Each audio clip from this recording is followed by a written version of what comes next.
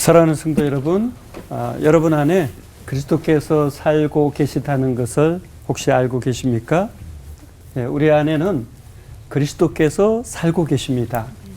이것을 정말 알게 될 때 우리 신앙이 삶으로 연결되고 신앙이 인격으로 연결이 되고 신앙이 일상과 일터로 연결이 되는 것입니다.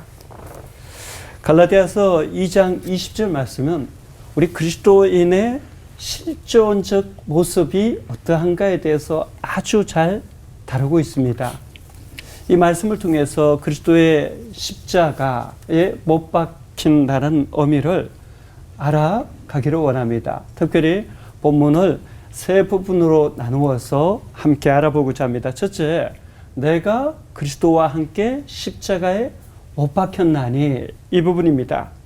이것은 우리가 예수님을 구주로 영접하고 옛사람에 대해서 죽음과 또한 우리 자신이 온전히 그리스도의 죽음과 더불어 나의 죽음이 함께 동참되었음을 말씀하는 겁니다. 여기서 함께 못 박혔나니, 이 말씀인 헬라어 슈네스타 우로마이는 한 단어로 된 합성어예요. 그러니까 성도가 자신을 부정함으로써 그리스도의 고난과 죽음에 영적으로 동참했음을 의미하는 단어입니다. 그러니까 그리스도의 체험이 나의 체험이 되는 것이죠. 그리스도만 십자가에 못 박힌 것이 아니라 이 일은 실제적으로 우리도 십자가에 못 박히는 것이 되어지는 겁니다. 그러므로 구체적으로 말하면 우리도 그리스도와 함께 율법에 대해서 죽은 거예요. 우리도 사망의 권세에 대해서 죽은 거예요. 우리도 죄와 정욕에 대해서 죽은 겁니다.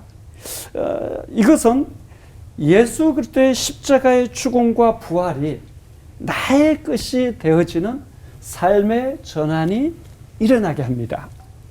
자, 이것이 확실하면 우리는 십자가에 죽었지만 다시 살아납니다. 어떻게 살아난다는 것일까요? 그게 두 번째 이어지는 말씀입니다. 그런즉 이제는 내가 사는 것이 아니요 오직 내 안에 그리스도께서 사시는 것이라. 나는 자해에 대해서 죽었습니다. 나는 죄에 대해서 죽었습니다. 그 결과는 무엇입니까? 내 안에 그리스도께서 사시는 것입니다. 고린도후서 5장 17절은 말씀합니다. 그런즉 누구든지 그리스도 안에 있으면 새로운 피조물이라. 보라, 이전 것은 지나갔으니 새 것이 되었도다. 우리가 십자가에 못 박히는 순간 어떤 일이 일어납니까? 성령께서 우리를 처소 삼으십니다. 그래서 성령님을 통해서 우리가 그리스도와 실제적인 연합이 일어나게 되는 것이죠. 성령님은 우리를 예수의 사람이 되게 합니다. 그때 세 가지 변화가 일어납니다. 어떤 변화입니까? 나 대신에 그리스도께서 사십니다. 율법이 아니라 믿음으로 살게 됩니다. 옛사람이 아니라 새사람이 되어집니다. 그때부터 분명한 사실은 그리스도께서 내 안에 사신다라는 것입니다. 그렇다면 이러한 예수님의 사람의 특징은 무엇이겠습니까? 이어지는 구절에서 그 특징이 나옵니다. 이제 내가 육체 가운데 사는 것은 나를 사랑하사 나를 위하여 자기 자신을 버리신 하나님의 아들을 믿는 믿음 안에서 사는 것이라. 우리는 분명히 육체를 입고 살아갑니다. 그런데요, 예수님이 우리 안에 사시면 삶의 목적과 방향이 달라집니다. 그전에는 나만 사랑하고 나만 위하여 살았습니다. 그런데 그리스도께서 내 안에 사시는 순간부터 하나님의 아들 예수 그리스도를 믿는 믿음 안에서 살게 되죠. 그래서 믿음 안에 산다라는 것은 어떤 의미가 있겠습니까? 예수 그리스도께서 우리 삶의 주가 되시는 거죠. 주인이 되시는 거죠. 주관자가 되시는 것입니다.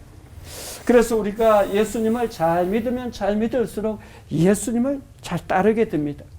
그리스도와 친밀한 사귐을 경험하게 됩니다. 삶의 초점과 방향이 하나님께 영광을 돌리는 것으로 향합니다. 그때부터 우리는 예수님이라면 어떻게 할 것인가 이 질문을 수시로 던지게 됩니다. 왜요? 그리스도께서 우리 안에 사시기 때문입니다. 최근에 제자가 40대 중반의 나이에 셋째 자녀를 출산했습니다.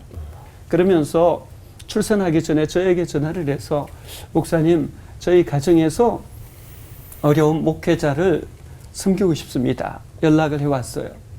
아니, 출산을 앞두고 네가 필요한 것도 많고 돈 들어갈 일도 많을 텐데 왜 섬기려고 하니 물었을 때 하나님께서 기뻐하시는 일에 이 돈들이 사라지기 전에 먼저 하나님을 기쁘시게 하고 싶다라는 거예요. 너무 마음이 참 깊이 와닿았습니다. 그래서 세 분의 목회자와 선교사님을 도와주도록 연결을 해 주었습니다. 저는 이것이 바로 우리 안에 그리스도께서 사실 때 일어나는 일들이라고 생각합니다. 여러분 한 분 한 분 가운데도 저는 예수 그리스도께서 사시기 때문에 예수님이라면 어떻게 하실까를 고민하면서 거기에 순종함으로 더욱더 깊은 은혜를 누릴 수 있기를 축원합니다. 아멘. 기도하겠습니다. 하나님, 우리 안에 예수님이 사십니다. 그 사실을 잊지 않고 늘 기억하면서 오늘 이 시대 예수님이라면 어떻게 하실까를 고민하며 순종하며 살아가는 저희 되어지게 하여 주옵소서. 아멘. 예수님의 이름으로 기도하옵나이다. 아멘. 아멘. 사실 제 안에 그리스도께서 사신다고 입으로는 이제 고백 많이 하는데 왜 내 안에는 두 자아가 계속해서 이렇게 공존하는 걸까요, 목사님? 맞아요. 근데 이게 육체를 가진 이상 불가능한 미션이 아닐까 좀 싶은데 목사님들은 이 부분이 좀 괴롭지 않으신가요? 목사님들도 괴로우실까요? 맞아요. 그러니까요.